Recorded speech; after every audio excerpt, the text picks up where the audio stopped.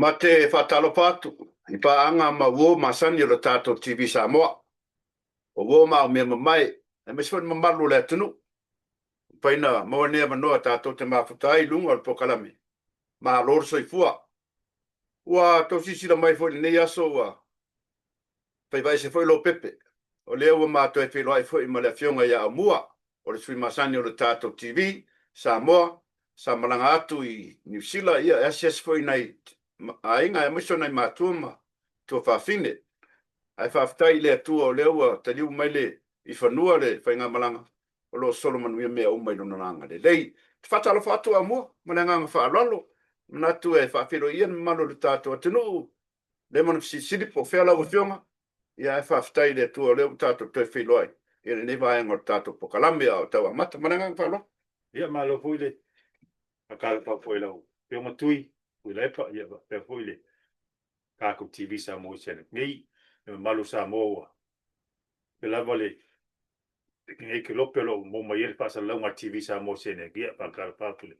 Ngang mo lalo sa pe yonga. Ta ngo aku le fonga ya, kula pa ia sa. Ta o pai malanga ko foi. I au tilangi ni sila le. Na foi vai aso ko ngai kwai. Asia si foi. I nga ia pa pe foi le ngisio le ainga. I au kilangi ia pa pe foi ngisio. Fala bla be foi po o aso foi fa lo aingo. Kongo ainga ia sa o kwai leo ko kali mai fungua le fa ngamlanga ia. Pa kala fa ko le nganga mo lalo ia mesidi leo ko e pa kasi ele tako. Au wa ai sene ko le ia. Malo le se fu mungia malo foi le langi mai. Le pa ia malo Samoa lo. Pa au ma afifio. I sene ko le me se foi le ngiskeki California lo ka ko ia. Ia malole so fu mungia. Malo lavale, mana mungia au mua. Ina ni ngalo afi e sio na bao whawhtai fo im whawhilo ia tu le pa i o la whainga wenga.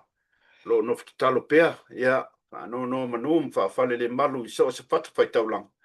Ia ua manu ia, ai maise lato i ngā me whapenei, pai ngā malanga e.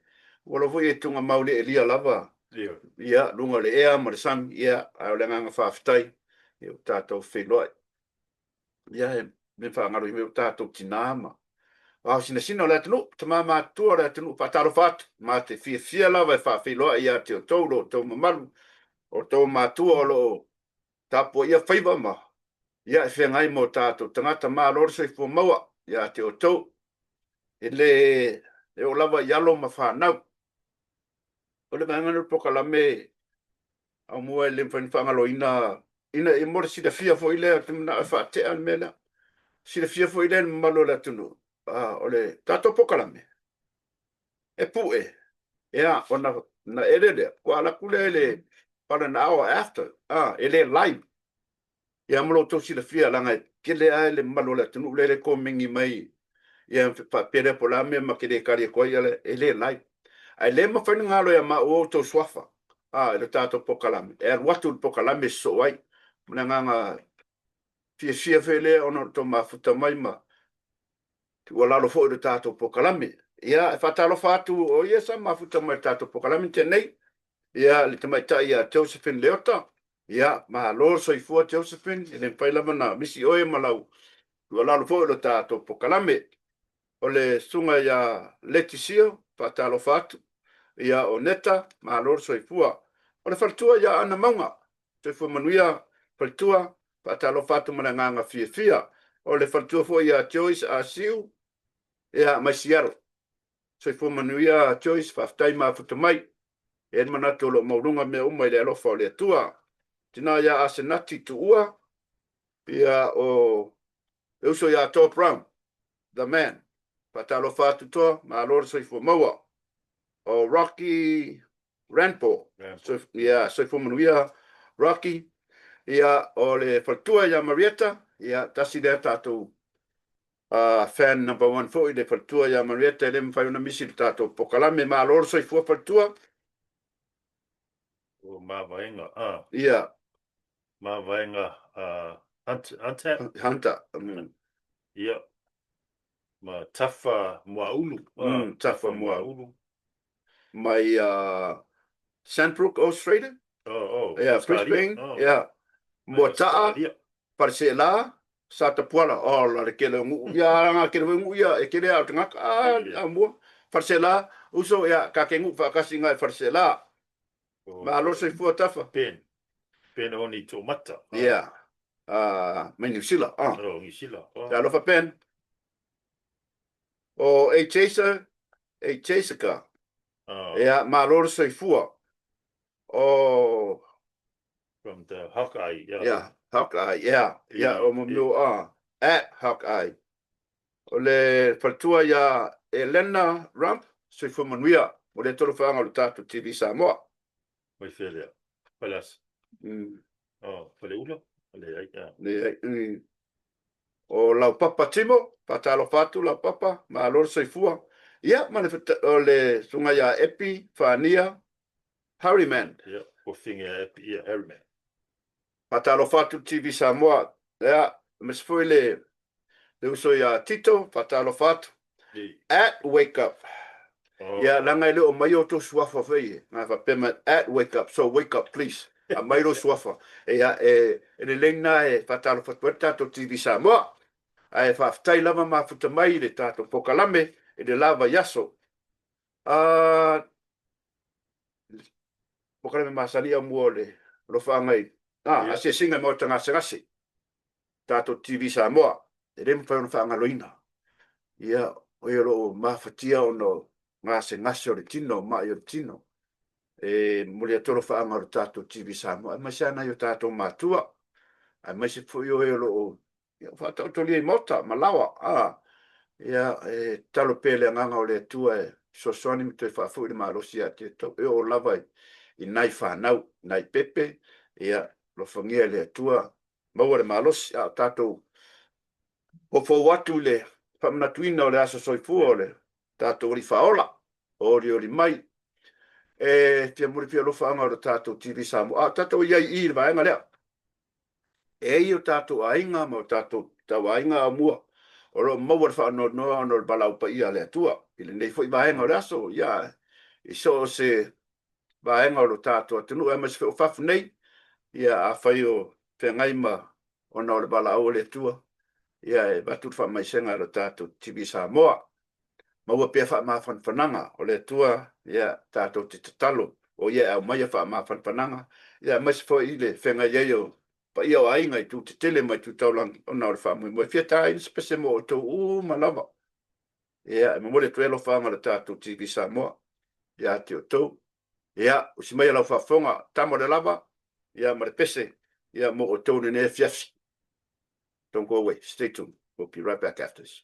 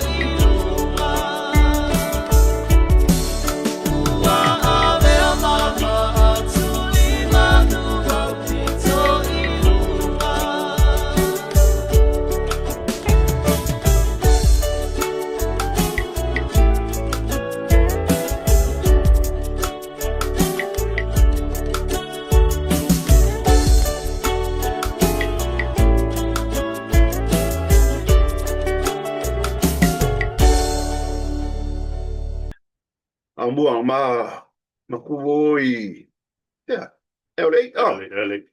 ele bikiana ke ngi das konga ma ngir fa fonga mai da tunu ole fola le ore body grill ole ma kuwa seki au ka mafkanga a fayo tausa ilise me mo wisa ta maftanga I weekend ya e opilas falile sko ngai mala sa ole sala it's from 8 till 3 pena varas falile man keller ka mafkanga a few ane ma nga wa ku ka ko address ma information nga ya few ane ma kala au ifoi pa sa ka mafkanga ya mispe ko nga ya sa ma ngai ya le ka mafkanga kele sos ko nga me sa mo ya kalielo ngao ya fonga ka mafa sos ko nga kalo fa yo me ang ya wa foi lai mo me bakery o pangi keke o pai on mo ka kele ale tongo fi ho ai fa ma li elo fingalo ya me sela sai ya mas ko ngai ya wa me sha ngai ka ma wa da ma ko fi ka ma ya ole fa sa me fo mai ka mo fa pesamo e le fa yang ko men ka ko no soi fo mai ya ko nga me ai na ngai la le fa palangar ma ngai delicious ya ole mo kwa ma ngai ya le o me ai a few ange makala awe wala ku dungar ka ko ia whafsotai te mata ia tina ma sionali ia lunga o le kerfongi ngau kuak ma le nganga whaaloalo fio ai lango fu fa mo sia fu i ngali ia se tamali ma siona faltua le asparile astonai ma le sa mo ko uma ia le malo le tunu ia le ia a me se foi la malanga fu le korosia le ia lunga i om stop by ia ngale address le ia fa ka usa ko mafkanga Kasina. ia Kasina le falo ole. ia fa sotai le tamaita io tina ia masionali ia pe a fai ki manga o ku ese sa ko mafkanga tato fa so amale pinga to papa ia pe atari mai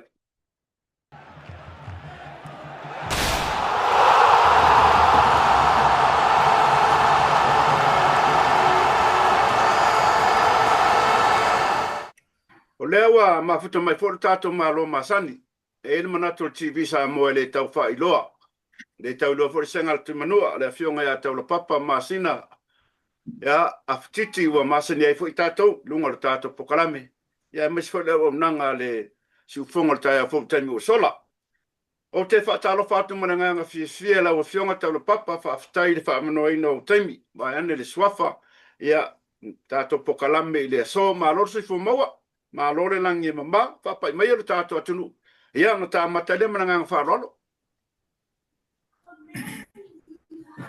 wa pamalo fa tai ile lo fiong al faton ya po lo fiong fo cha kuntoina ya la sunga tu la epa la fonga ya ona ole fa bonoina fo il po kalamia tivita si samoa ya em fai fo ona fatal tel no ya o fo ni manatu avatu au mai ya fa pena ia longo pui ali ia si o tato tunu ya al netula ya e manatu no le teimi ya ai patalo fatu la fa fonga samboa wa tulata nei le siui le fainga malanga nei tau sanga ya al manatu ya ele faiang fa ngaluina fi pe le ngana talo fatu ai si o atunu ya mai se ni tafa fi al nei langi lo ya tama fa na o tato atunu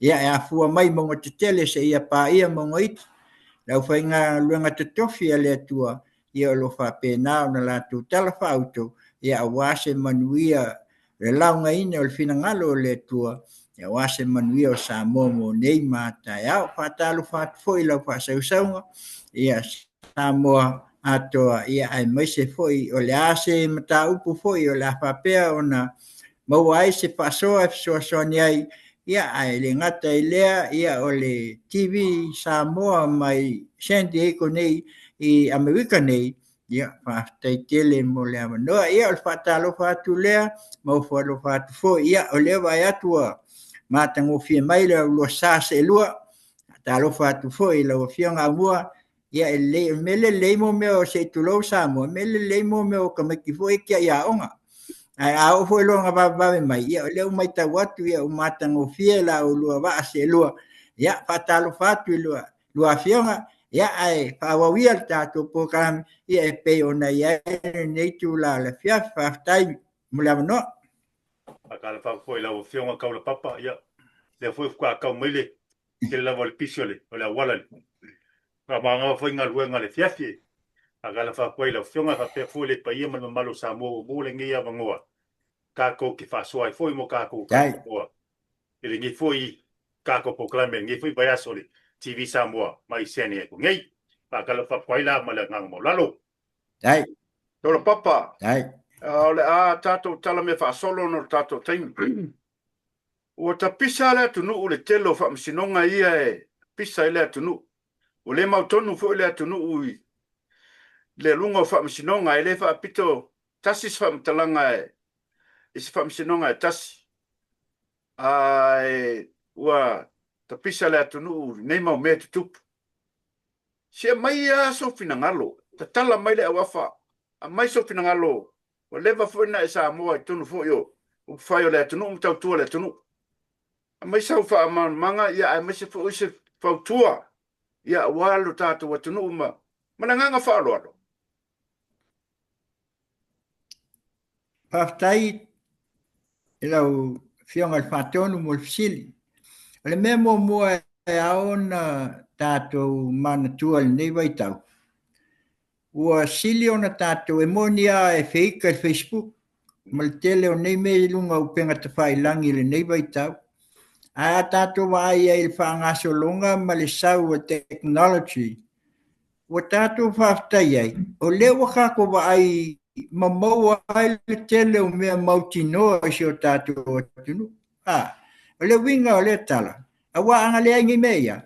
E kau ke ngungua sakalia. Kako ke le lopo a mea lai pai ngā kako whalunga kua. A o le whaafetai le upenga te whailangi. E ui ia o saunuanga, ia o fina ngalo a o tangata. A wale ngau kako, a ko sila fo I kele o kungu o laulan. Ia o leo kako vai iso o ke kuli le pale mia, kuli le pleskengi.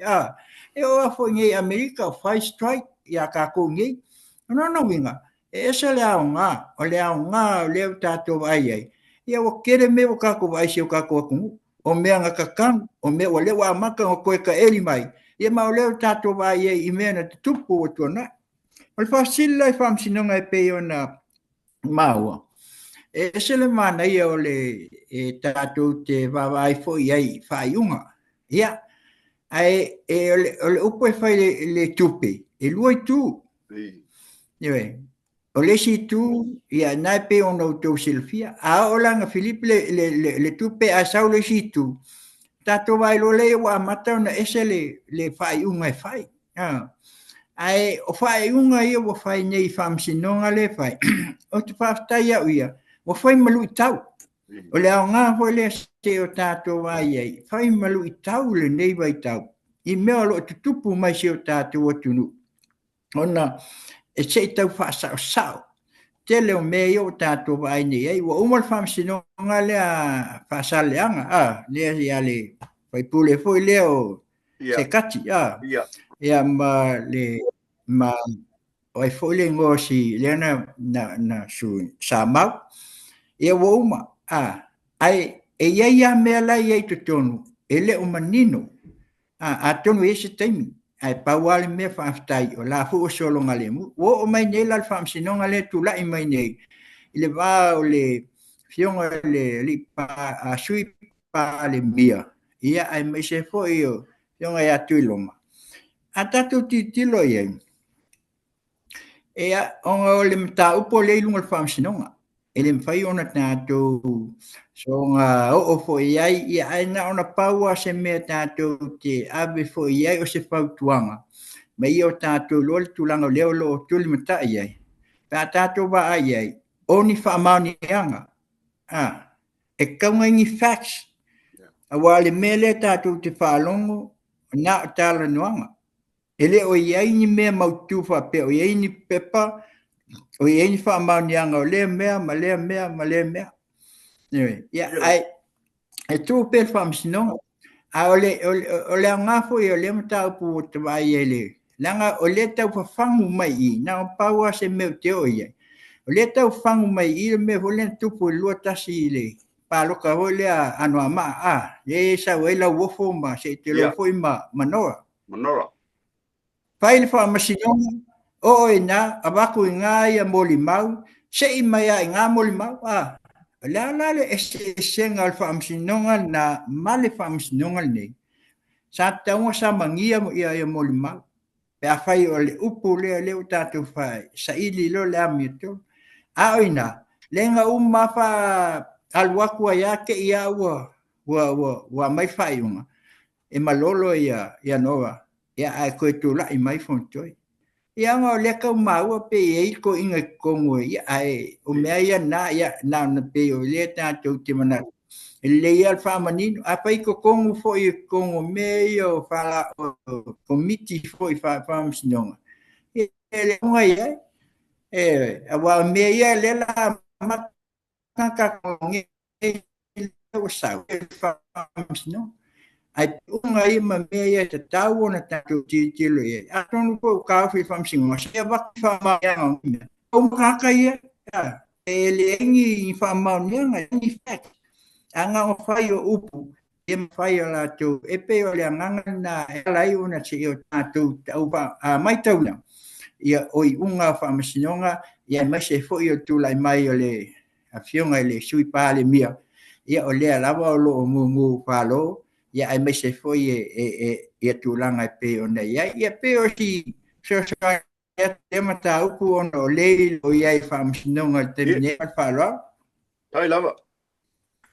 Ua ona tu lea fa tali le tunu fa msinonga ia to ama was tali le ia tato to fa so ai tami o luma telo papa ia mananga fa lalo ole tai mo lungo apio fo linga le mo ma wina fo er mata mo fiole filo inga pa le mia ia le me lewa te atunei le vayaso o te at filo inga fo ima le talaina o farfono Amerika Samoa petai ole lava ua a mai fina ngalo tu la epa ele mo mia ia mo me fa oso ena bato ele to sa tala iwa ora si da fia le tunu a pese fasi va enga le ole sa doanga le to ina ide manga mia ia kupe ma ia mea fa oso nga bato ai mo mia ia le tau tala le mi tonu ia e fa tau le pale mia le tunu ola fsili pora sanga fa ia e fer tau fa leanga ai ma ia so fina ngalo se kau fa ma venga fo i fina ngalo la tunu au fa fongatu to papa mananga fa lo po la sana fa ia fe wale kama ese kapu a ia me mananga fa lo ia ia ono le tulang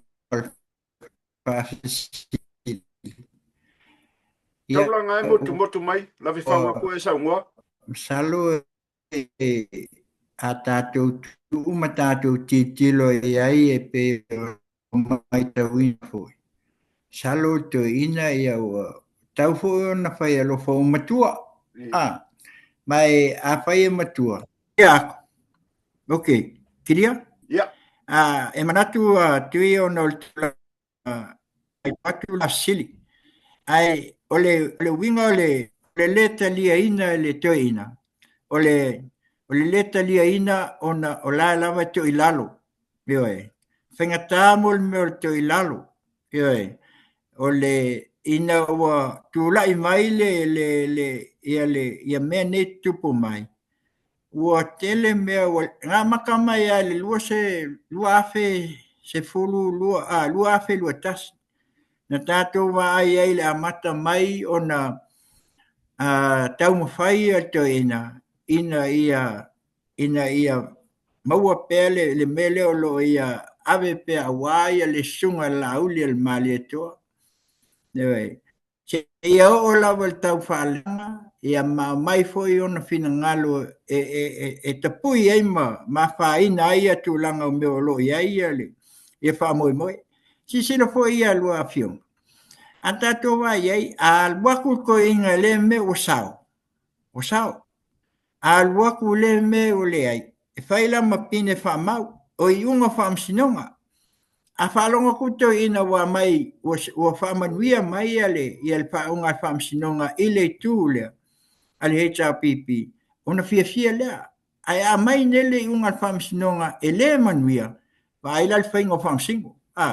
Alua whainga wha amsino. Ai ua ia la il sunga la uli al mali toa o lea ele tau sa ma ele tula i mai la o le mele punei o le pe ono e si la fia ma ua lele sa unoanga al pewesteni stueni o le maota mauluma o le teimi mua le nei ua tupu ai se mea whapea sa unanga la ia le la o pe te ia to ina tula epa le nga le o ia fa fofonga ia wa mai le sa no le e fo ia tua olo ia o presidente o mota le ne sa no o le ao malu le malo Samoa ma le sunga o la fionga il pale mia e le fe ngai malato o ai tua o se tulo le ngai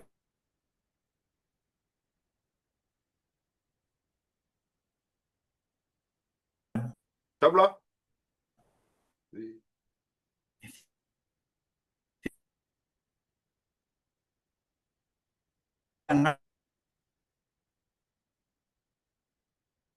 Ai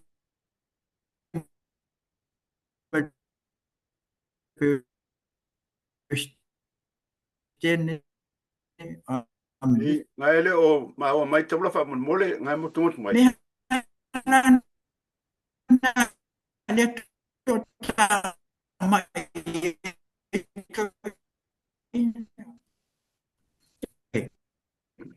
wa fo le bang foi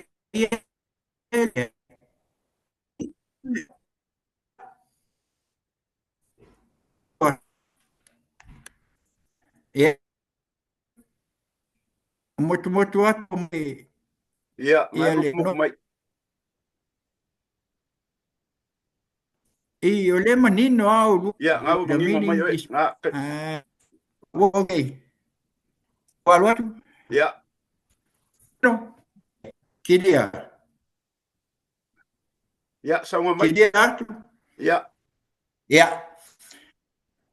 ole tulanga na le wa ia ele finangalo le sunga ya tulepa ona ia ua ia whaafonga i le saunoanga pestene o le senate lea na ia saunoa ai ia ona o le afionga i le ao mamalu o le malo Samoa ma le afionga i le li pale mia e le whetui tau i le tūlanga pe ona iai ai e ngai i le pestene o Amerika manino ia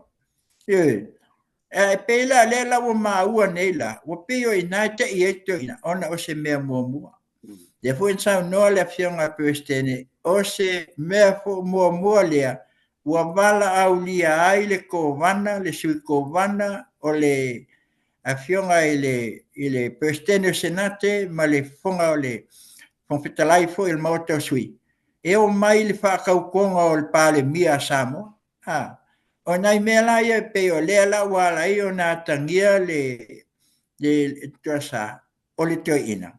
Ai man tua le e tau na fia e tau na fia lea ma ia ma ia mana tua e lau whaafonga anga sambo na se mele tau o na watu pese tua lalo fo i al pokalame mal mātou whasoa o le upu o le tua ngai e whao ngai te tonu o le mautafono.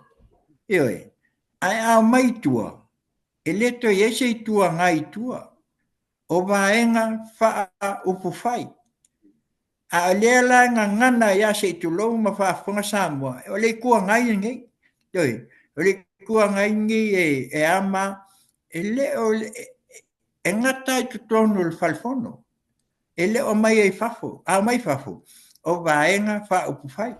Nui, i eile vaenga lea pe o le fast, o le HRPP, o le sub, ma tele o vaenga ia, o le mela na pe ua whai esi te o le toina. Ona, awa anga le whai ange la auli ma le o ti ngalot. Ona ua ai mai, wa mai sa o atu pe toi awe ton, e le wha asoina. Mel nai noa o le transparency and accountability. Mea ngai loa mo le lava o le tō whā se taitai. Nā te whaafoe ai, leanga o le mai mua le atunu. Ioi, mai le whaafonga atunu e la iti tupe ia na wa e el whaalolonga Amerika Samoa. A le ala ua maua nei, a le ua mai ave saoa. Koe ave saoa ke ngā kupe le mea ngā mai ai. A ua te le atu la, ioi, lua sa lau lima sfuru, a le sao no le el pale mia o tolu se lau o wi o fa popo e lima sfu o me fo wi pe wa la ngona e to ina pe wo ina pe wo la ngona i fo lele o fa i lo mai ai i lona taimi le fa se fu te sanga le HRPP o le tu o lele ale ale HRPP fa su te sanga le se me ocupo fa pe io a o le fo wo si le mai a ver fa alo i tufa Yo e pea le upu foi le. E tufa uma mea o le ale melengo mo meu mai o ainga se tulo. Yo a matao tufa. Yo fa pena ta pena ina le fionga le pale mia. Ya le ana o ale tufa. O ai I taita ina yai. Ile sunga ya tula epa ia ai me se foi le fionga sa fa pitu. Le ana o ia fa alo. Ina e ta umai ai. Ia o lea, awa anga soi fua mai foi isi pale mia hoi e, ua uma atu sei tu lou. E o ai e le tufa. Ia o leo tato vai, a o wha meo to ina, e leo wha meo la lea, a o luna winga, o ia la ngona, o ia le o ta umai le to ila lo popo. O na ua ia le talia le wha alo alo, ma ia wha whetaia le sunga le la uli al mali e tua le, ne li pale mia, o lea ua ia whaia ni matatia. E olo winga matati ai e ta umai ai o le tō wha, si la fo il whalor. Wanga sau le mea le whalor le fone mai e le whai tua toina. Ai mai, sa tauna wala au lia i al palimeni, o le whalifono. Ele sau le nganka ko vai uma, kasi ale mea nga sau ai i al fonga fetalai, sau ai avele invitation, o le au le malo, o le palimia, ia male a foi male fonfetalai ese mea ele fa pela o motofono le ona au maila ia le vala aulia ia palemene le ai e vala aulia ta iulu e vala aulia ia ta io fainga malo ele mana ia ai le o mai fa pe a me se vana o se fono tanga fa palemene nam faila ia le ona vala au mai e watu ole malanga fo imana ia no ni ole o ave talo yo tasi le me o lo ele o lo tena anga ku mai ole tule le cha pipi ele skalo lo kol sa o yo e o fo imala ko me alo fale masangi fe me o ngal ka ngoa e ai me e fa pe ele la kasi le me le o to lo mai ia to ina ole to fa sa ili le le o vai ai le mau lungo le o masi o le ta lolo yo pe yo inale wa tangia mai ai ia mal fa lo ia ai le fa pe ia le fo o sa fa mai o kinga inga singa fa mo e ave le mea ave ia fa o le va a foi le ale o le yo mai a le na fa mo nga o ai le mai se la mai o que senge le I kukuila psio soangi aka ko wala o le se o que se o le anga le va ngalwa ele pe le va vo le o I se vai a lo ku ka ko va ale ko se fia million ala ku paulia na vela ia le fai nga fai el cap ken Israel na vai tem aya na pe ia ko ngil ko full million ale nga ele vai fo ele o natu ye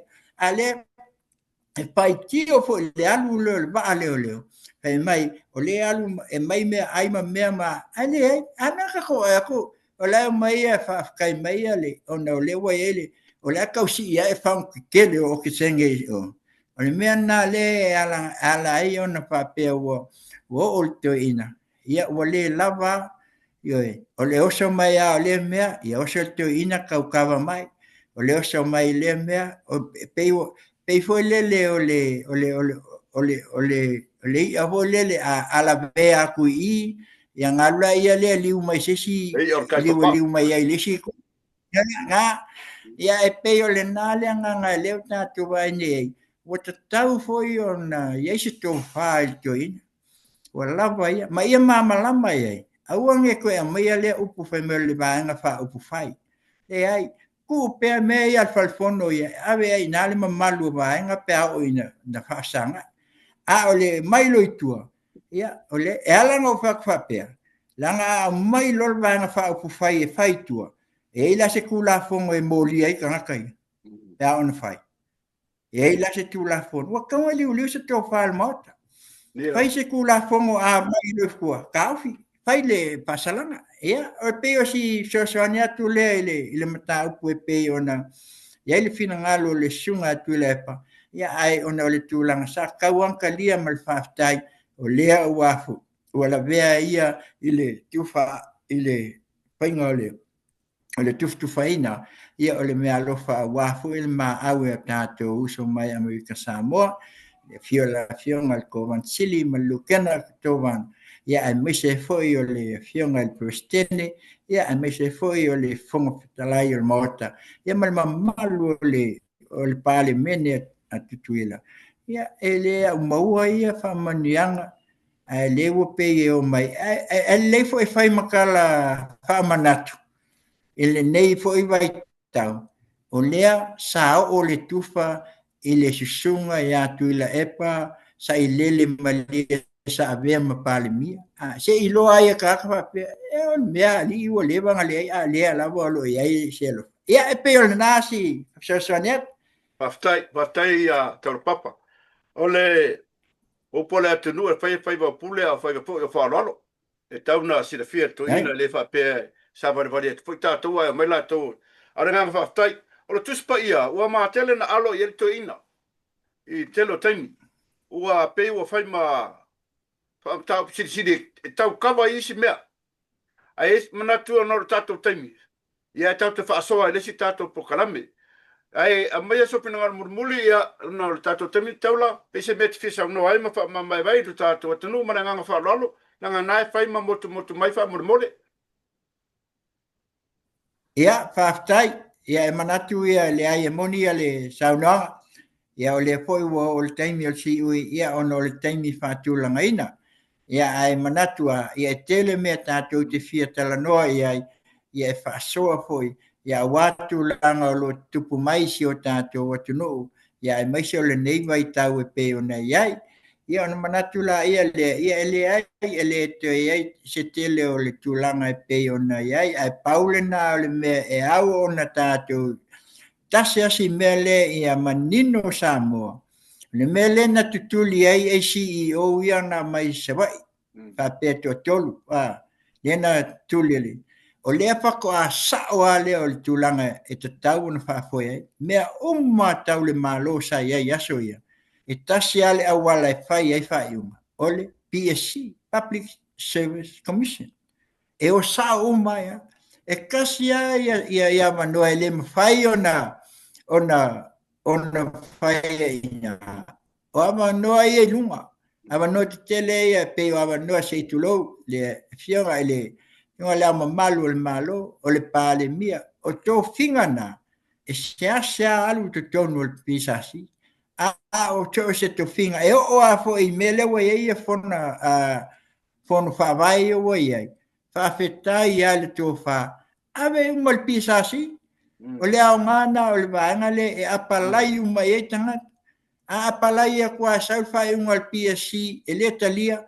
Ia, whai kala foi le soli wefa ia se tulou lau whawhonganga Samoa. A wai le pule ai tātou e pule a le PSC I le whai unga. Peila o le mele o tutuli ai. Tutuli sao al PSC. Ai ei fo nisi o lo iai. Tau mo whai le PSC. Al mesa whai vai tau tuila e pa. Sai lalo umol PSC, sai lalo umol pale mia mal kabinete el PSC, fai uma application. A vakuala ilunga banga, fai lato, al mele wai, le wai ile PSC. Ya ona sila fia mama lama e sambo, le uto fo ia le ofisa o tangat fai ngaluanga al malo ile lalo o PSC. Ele ia angisi tulanga nisi a foi. Aba no tele ilunga. E aba noa uma nei ale CEO o le ACEO ma aba noa uma al malo e kousua le PSC o ina pa fetai fo I kabinete au ko apa ela o fionga al palimia ma ku pe fai unga al PSC a o lo e fai unga le pe o na ia isi me o lo na mia ai ia se a fo e approva le kabinete ia ia fetu na inga ai o le mea sai ai, o le public service lava, o le aungale na o la tau e whaia. Ia o le talatu le netu la, I moli atoi langa whaatai, I lua vase, lua fionga, lua vase lua, ia o no mau foi le nei lao lao tātou te whaaso ai, a la foi sa whaafonga Samoa I se fisosoani ua tau mawhai atu ai, ia e moni lawa e le atoa liwa wa, ai ma te talo le tua ia alofa mai o a foi ni vai man se ia le la uma le tausanga ne te ua le to ia se taimi e mau aise a manoa ia pe to e mau fo ia ai le ia fo ia le fa manatu pe i taimi uma ia manu ia tele le krismasi si o tato watunu ia ai mai se o tama whanau o lo iai o lo papenao na papa au i tu e whao le neila lang ia watu le whamanianga e le ngata mai ia te au ia ai mai se fo el pokalame TV Samoa mai sente ko ia le la ulua sa se lua ia whapenao na whamania tele le tua ia Krismasi ia mau se tau sanga fia le manuia a whai po ieses taimi e le yo Krismasi ia mpai lawa o na tātou whasoa a watu au mai ia ai mai se foi ia longo pui ali ia si o tātou atunu i mea o tupu ia manuia tele nei a fiafi manuia fo fa iunga nei vai asu ia tō wha se fua. Whaftai taula, leua, a ulta noe leua whionga nei whia fiafsi, ia whafonga le tunu, whaftai whasoa, whaftai mafuta mai, ia awa lava le whafonga a Samoa, e meo tupusi o tātou tunu, ia mesi hui o tima inga. Maua tātou awa noa, le tātou special program, le whaia Christmas, mana o whionga, le kātou hui vaenga o TV Samoa, mana whionga ia o mo nei, ai whaftai tele le mafuta mai, ia Tato Filoai, Tato special program in 2 weeks. Yeah. Okay. Mole lava Yeah, taula. ole lei. Ala ngang whaftai tele pa no taimi tato toi Filoai, toi walau tato whasoa. Whasoi fua ia lau whionga taula. Yeah. Pase fua, se fua lava. Yeah, pa.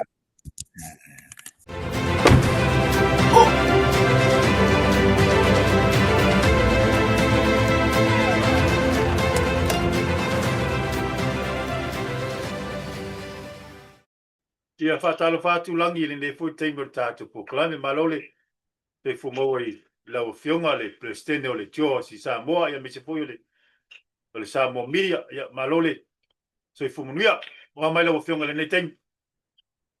Ia, au whai whi mano ai au mua i o le nei lawa e manuia.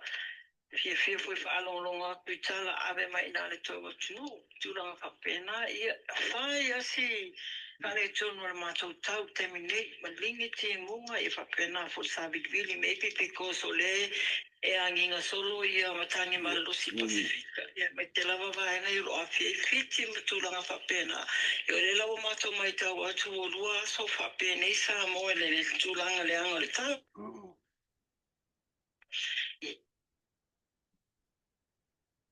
Ia, langi. Ai, ele tātou atunu. Ia, sa, ngai kau moku mai. Ia, tātou, mai me whasolo ia, tātou pe ingi kako whamsingonga le. Ia, e vina. Le nge fo yaso. Langi. Langi. Ia, aro tarawa. Ia, kau moku mai oi pa mole. Kadira so alisi tutilo lama. Ia. Wane na. Ia, ngā. Okay. E pare kongo mako kau.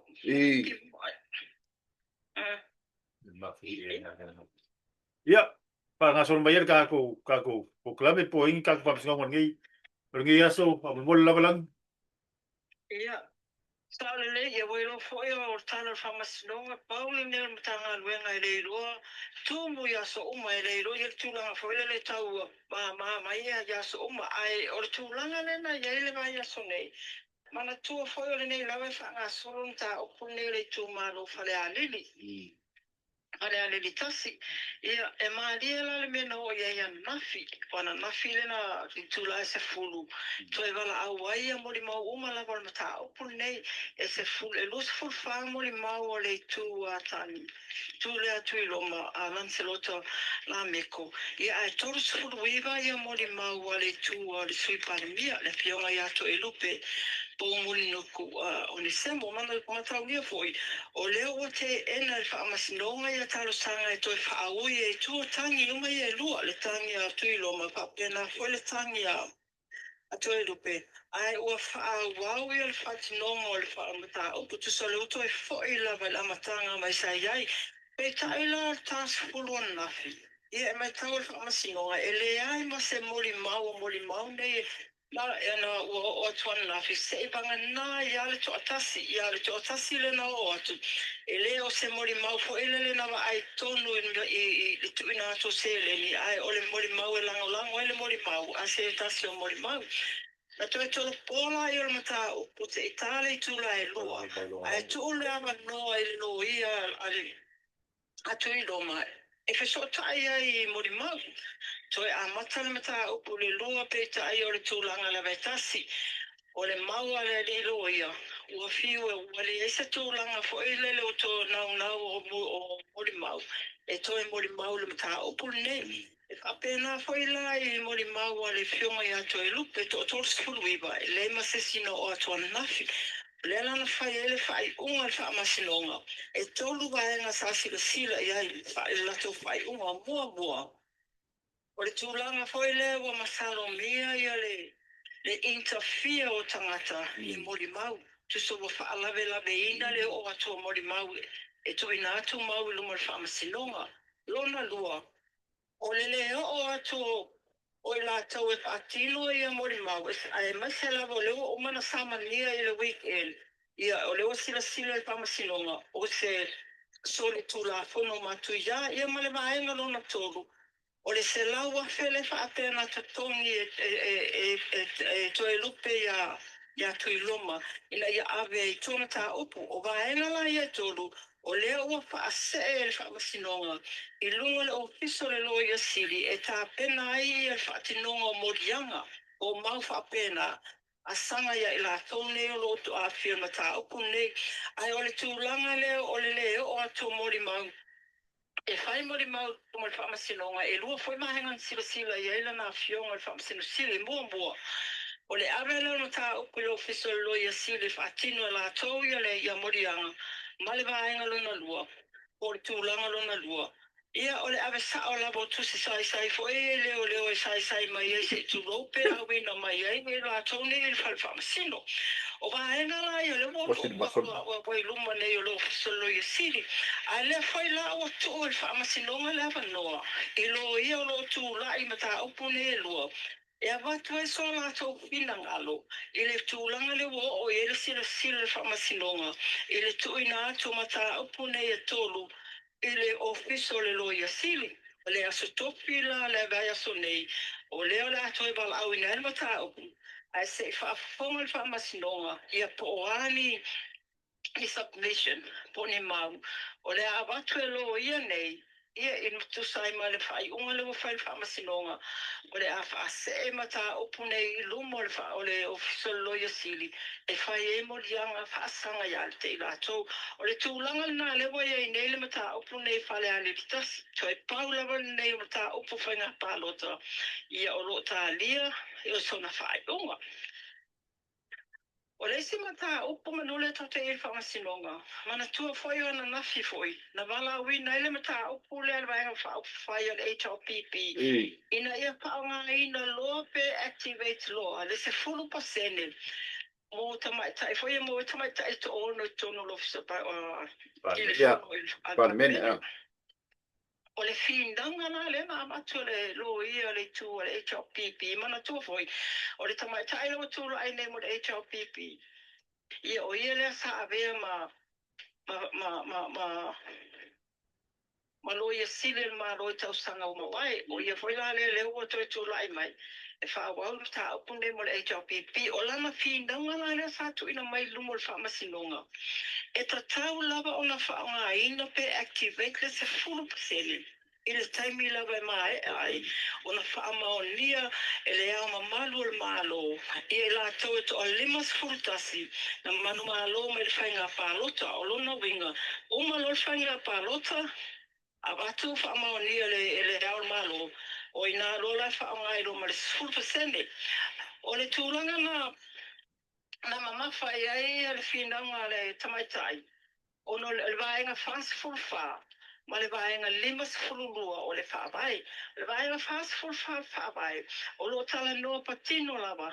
I le ile appointinga o le tamaʻitaʻi atua e po le 10% ae o le vaega 5 e patino lea i le taimi e tauaofia ai le palemene pe a maeʻa i o le faiga palota o le maulana tuuina mai e le HRPP e lē aloaʻia ia le tulaga foʻi lea ona o le vaega 5 e tatau lava ona atoa ia sui o le palemene i totonu o le palemene i le taimi a amata ai o lona uiga e tatauna iai ma le tamaʻitaʻi le aufia atu i le 10% pe taʻi e lua ma le fesili le tuuina atu le faamasino i le loia fesili muamua ma taulia foi e tolu ia faamasinoga i ua maeʻa i le 2 tasi faamasinoga o malai e tolu e aufia ma le faamasinoga toa iloilo po le faamasinoga apili na faamaonia ai se ilonga lava e maeʻa ia faiga palota laiti ia ona faaogā lea o le 10%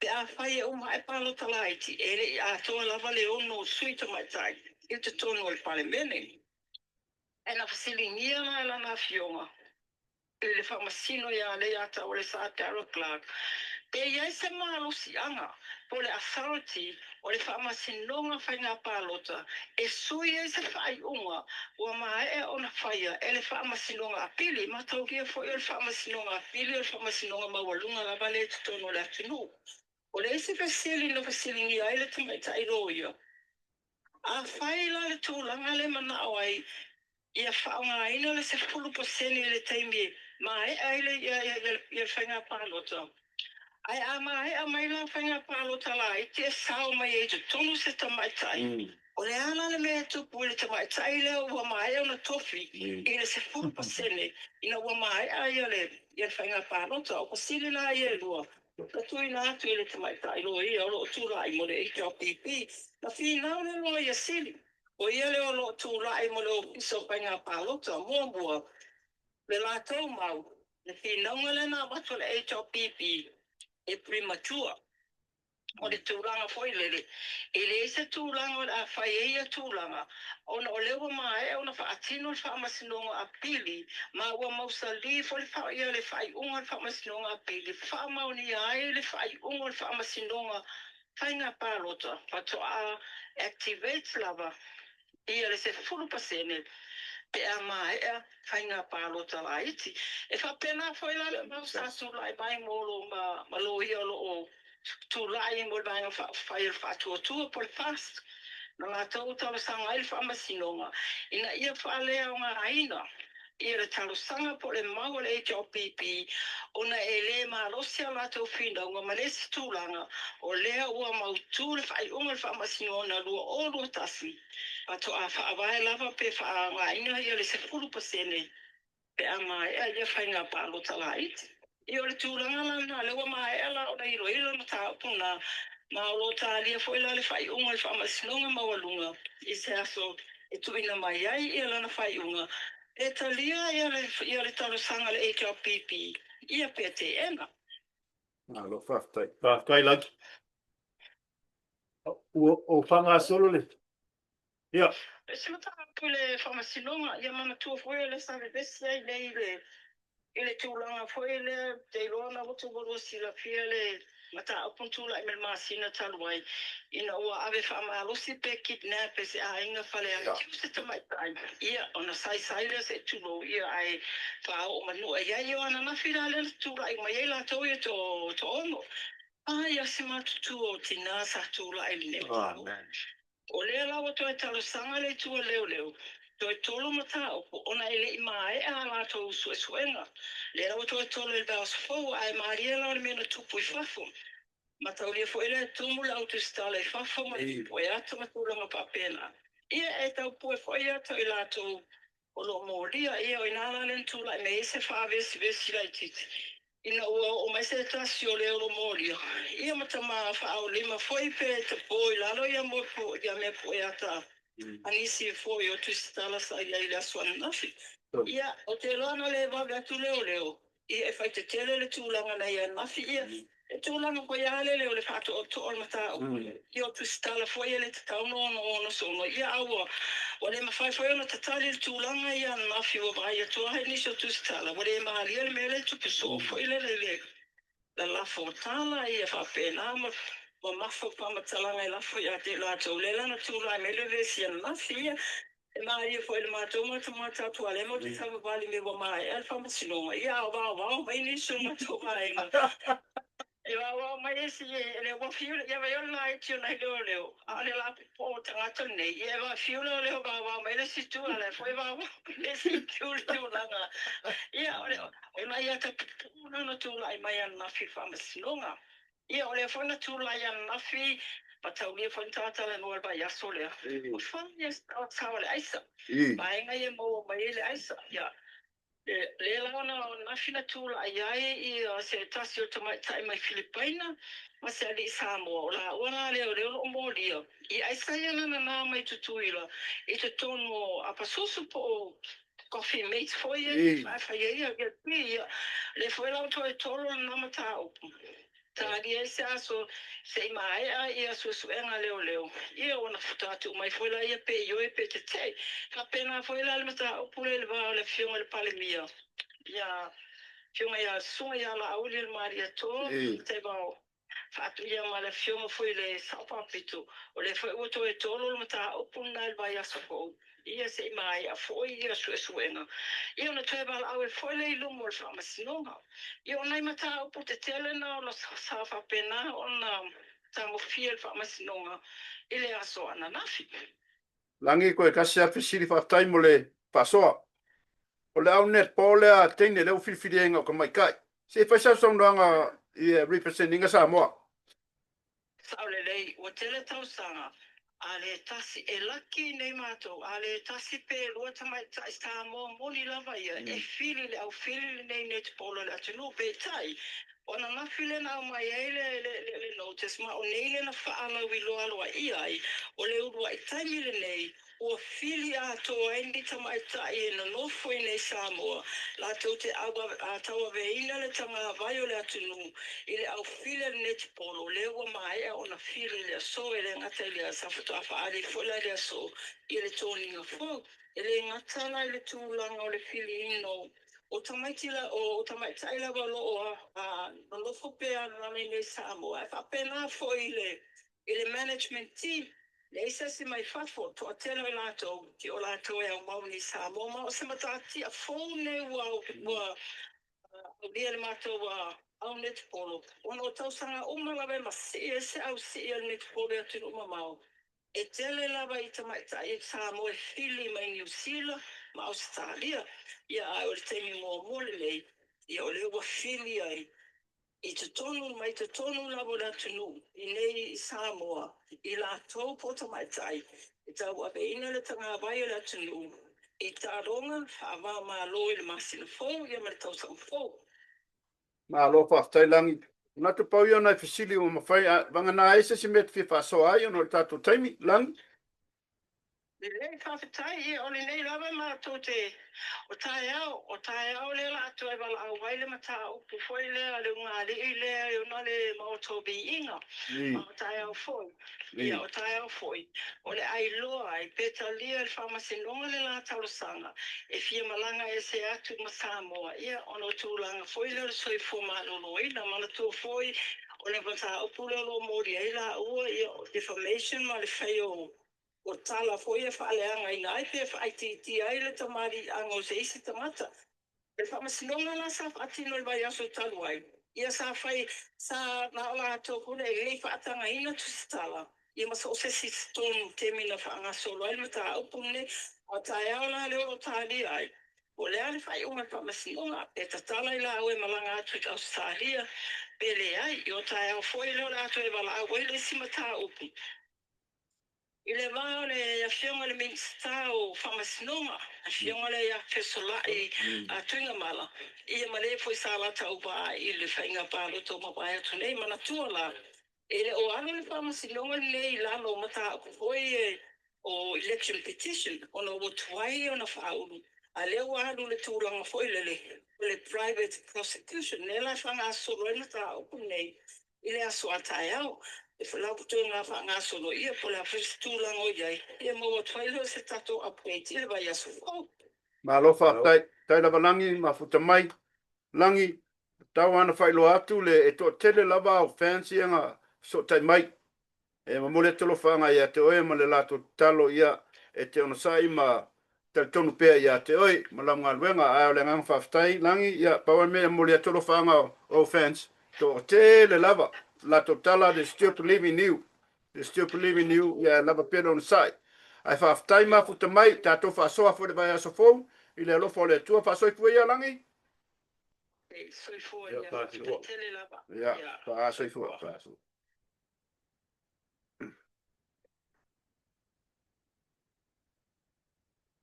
Ia, whafonga ni mafuta mai o le mai tai. Ke longi ma whamsingonga. A le ngalu. O le mesi le o le ua maka whakulai la ua isa. Au aisa ia mala au. Se karsi e kaloka. Whafonga ni malu le tato te nuu le. Whasoa mai ta mai tai unkwa ke le whamsingonga. Ia, whamsingonga le wao. Suipa le miama. O ke le au le sio apule a. Pawan me o le. Kosiro le masole mea lo. Le au. Ia le lei foi. Au le mai foi la muri mau. Mari wha umi mai mau e kaimio. O whamasingonga o whamasingonga. Rapa mai mau o kaimio whamasingonga. Ngi mea se. Koe ngā whai unga wawea, ia koe ngā keisi ngari. Ele ai loa, ele show up loa, ia. I ka ngaka ia mori mau. Ia, ula alisi mea. Ale show up loa, ia. Ti le mea ka walisi koe. Ti le mea male kele fuo. O ngasu male ki ngai fuo whamasingo. A whawle. Ia koe sok fo ile e tau pipi mula koe fulpa senge o lele whea palo ka sapak. Lai loa ko inga e whea ia mea. O le mele o kaukurikuri aku ngō ngalo whea kusile aku ia langiri tui o le. O whamsingonga lea whalearikas. Leanga o ke e whamsingonga le koe ave kuorkan. Lea ua ioe koe lupe ioe koe loma. Nā koe ave kuorkangi. I me le whao sosoku. A lea o whaimai whamsingonga le ai. Makaulia.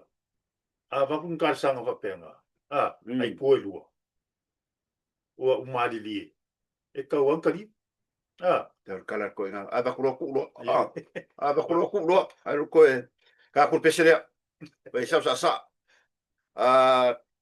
Peselea te rikei lea ku ngai. Ali malo malo. Ia lo pui era soifua. Ia wa misa whamsingonga. Ia lau wa misa whamsingonga. Ia o le ngaka leo lau fui mu. Fo mai. Ia o au tausi mai. Ngā luenga uma. Mai sa foi whanga o. Anum whanga o kongore militeli. Ai. Lima ka mai kai fo o lo. Ia pui ngara soifua mare ola. Mai sa kongo e Amerika ngei. Ia New Zealand mau sikaria. So se ngā luenga o whea ngai mau e. So se ngā luenga lava. Ia, fika pesele mare oro whanga o TV sa momo oko. Si mara whafonga. Ka mo peti ki, mara pese. Ia, wala whafonga ne fiasi. Stay tuned. Be right back after this. Don't go away. Don't touch that remote. We shall return.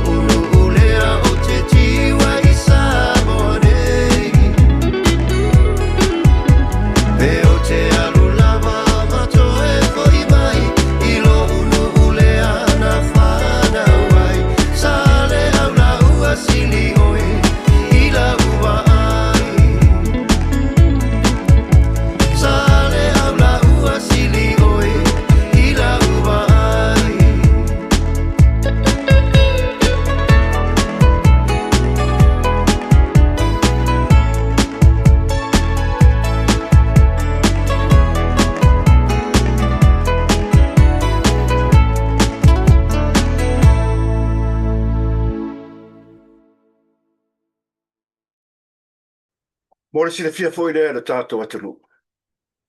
E o manu mātou whaasoa ma le. Tu stala sinia ia langi le pristine. Lava pelo no sai. Ia, slang se sa noa le mea moni. Ia, le mea malai me tonu. Ia, o awe bum koina avene ma wha malo si au.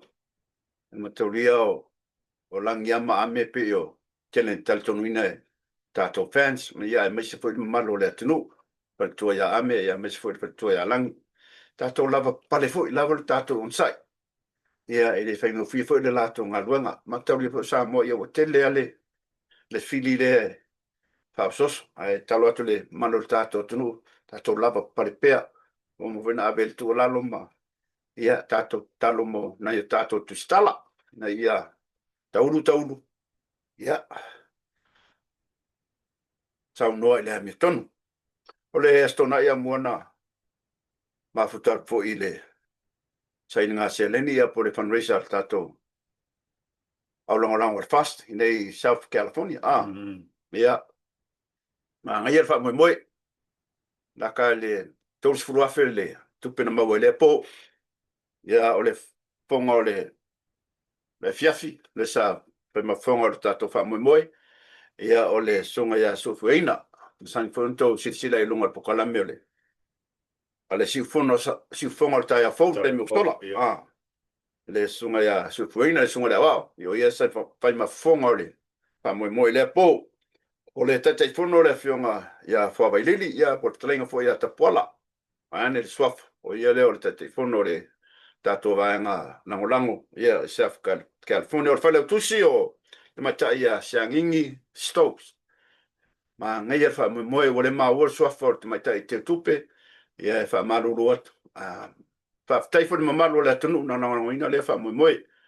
Ia to tele la tau e mesi fo ile pa ia la whainga ruenga. Fionga te akono, whaftai le langonongoina o le wha moe. Ia ngā uma le mea mako mai mako, ngai mauma te uma. Ma mena whai wha moe. Pea e luai tu lai, ma le awha le kaleba kungi ia. Whaftai le tō mawasanga le mu le fia mo. Ia le wha moe langa mako mai ia ma te uripa o la soa ngafi ia o le. Wala sunga fuangi ia ka. Ia le wha mantunga, ia ngā mai e. Ka pinga ua wha mangunga. Inka ko. Aso, oi, au sa ngalangi ri o le wa, faile uniform au le alangi nepo kako au kingi.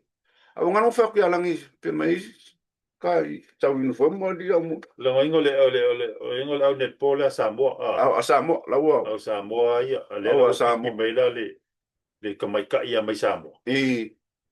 Ole pe foringa mai le sauna ngalangi. Ma sanginga fai. Ai e ko kele palangi ma kunga. Ka le tanga foi netpo. Kele i New Zealand mo Australia. Ia le ola wa mo ma king Samoa. Ma ka fa so mo le fu so nga. Jai Ia. Ha. Wa me le sto ale. La ia lu leia ia le rio kai malanga. Au ale power kulanga le nga mo foi pam kalanga ia. Lupisroi. Ngi kangor kamanga wala. I ke fua. Ia o kulanga le we ia. Vai ele mai do kimi ele kulanga le we lupi. Ia se paka pole ale. Le vai ngale. Ale asocie fa ia asocie o tia la o to solo le meu. So solo le meu male. O chai o pitaya versus o cassava. Ia. Cassava. Se pe pa pe cassava na versa malan menenga. Pa markul mang. Pa tai le alo latno fa e wa tato watno. Fia foi ka ko e fe amerisa mo kula va pe ia. Ka ke fia uma. Pe ka ke le lo po ia ka ke fia uma lava. Ia wa se ide se ko ke de. Ai langolango uma fa mo ia le o lunga. Sa mo le ko lunga le map lo langia mo.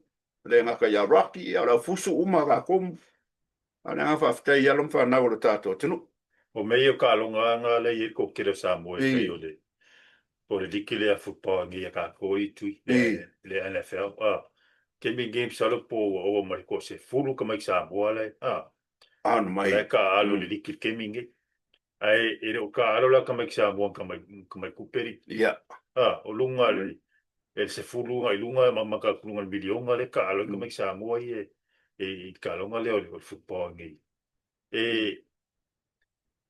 ma le fu yo la ko le fu la ko kulanga ma me sio la ko ainga me sio ma ko kelo ainga ma la ko foi la foi ka ma ainga ma le ma soi fuanga lo ka ko mo fa ngi i Amerika wa lo fo le la ka pi whatever kele le va kele ai le kai kai kusa konge la film konge football Amerika e fo basketball me le linga ngai ka mikila ka pi mo su e bango mai e ole football ngi ya mes ka ko alon fa nga mo Samoa an fa ska inga kosfa e sa ngo ko o sa ngo li tu le se lengi le pole le fo le pa ki le ale o lango le fa sa le e kol su lo fa lenga fe menga mo le pole ke le ringa se lengi la le wala fu fa ngo o se lengi o fa mo le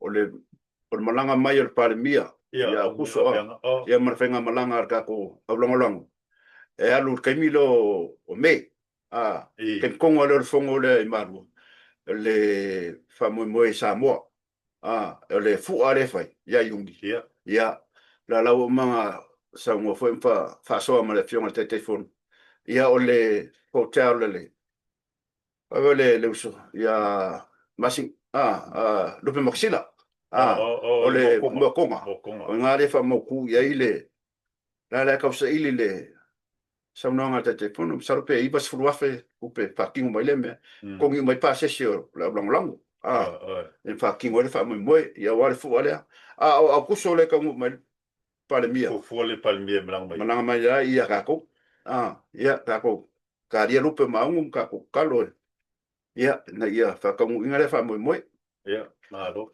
le ako le o so fa ngau yo ka longa ni kimbi mo le ka longa li tu yo le le 7 aside for o le HSBC 7 le ka longa yo lo va ia violate mai o I tu pai lenga ma lo waingi sila kengi ko ma lo waingi sila kama flex le langa vai son kia ngai lenga vai longa lua lenga fai I Afrika South Africa mang malo I Afrika kama mang malo I Australia kengi elo yesi awon man sa mo I kalonga ye lua li tui asia elo ye apo le ai elo qualify asa mo lunga le wole o top 10 elo ye ai te uma le ka va ya le fa solonga ma tu ne mene le ye ka longa le mo le ngo sa mo ai le do po fele vai le ai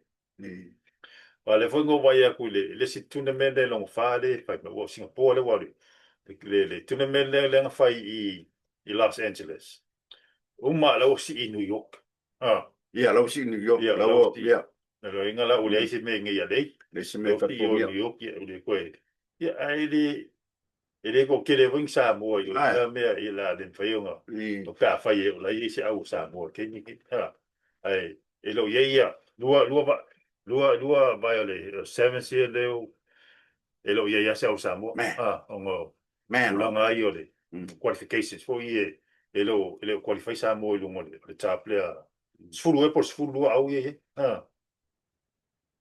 ai o le fa nga solo ai ko ki uma hole likele a football ngi ngi le walu le vai solo nga su fa ya o sfu ko ka ju ko I play off le wala for Super Bowl le fa San Francisco ya te forta kanga fe pot yo ar se ia o afu o mo se mo mai le au ka ko mam sa mo wa ka sa fo le aso solo ko el masa mo suli mai tu lima wale wo couple fai Australia e wo couple ngale fai Australia se lo al pe mo lo fico por lo pe mo ngis kala ka ko ama ko ngis kala ka ko 7 aside man sa mo iba pe fo suli mai le va ya so pe aulia le lo fumalanga le tua fai o fa manatu lo waso soifua ya mo le tolo fa ngale TV sa mo me se ma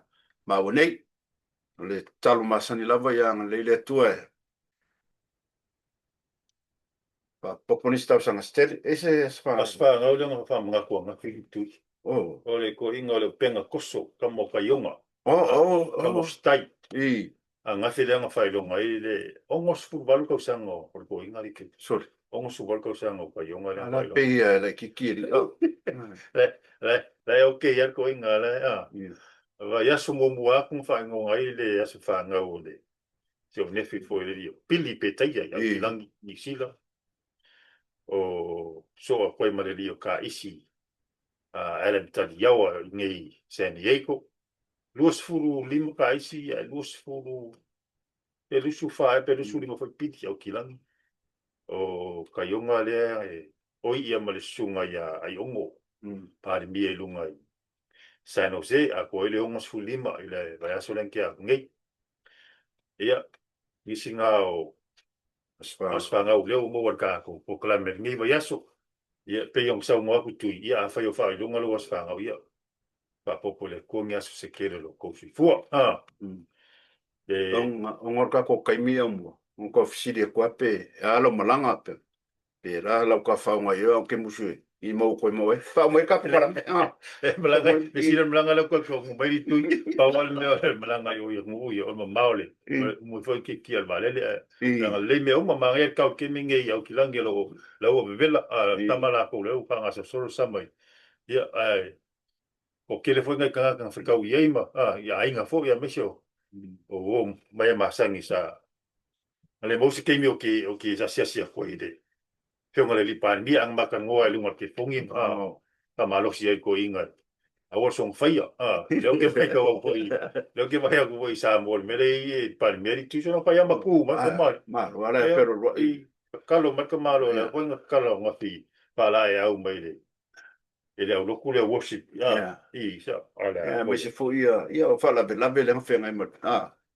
ia me so maliu ia maliu sa fai mo pero malosi la stunga palmia no malosi kala palangi take it easy fare le fa mo lo malosi ia wasio tato tunu sa ka para menga ia sa lorga ko po kala menga TV sa mo ma sen ye kule ni foi va yaso kasi le lo fumalanga le tuaga ko mo ingis kala fo mai alangi le va yaso ika ko fa so foi mo ka ko karka mo fo ingi kala foi wo ko le va yaso mo fa mo fam singonga wo ngisi lo wa ku pele le ai se sa mo I mangisi foi o polo ke ki o le lumi de ngalo fa nga solo li tu ai ka ko po kala menga fa fo ye se o le TV sa mo ia malua be fale yo ko ngalo fa foi mai ya ko e pa ma mua ai o le wa ko se fulu ko do va soli tu o Christmas ia pe on sa ngau tu im sa le ska ko special proclamere ile va ya so pol va ya so Christmas ia po le nga kai mi umongi skala ka ko kan ngoi ia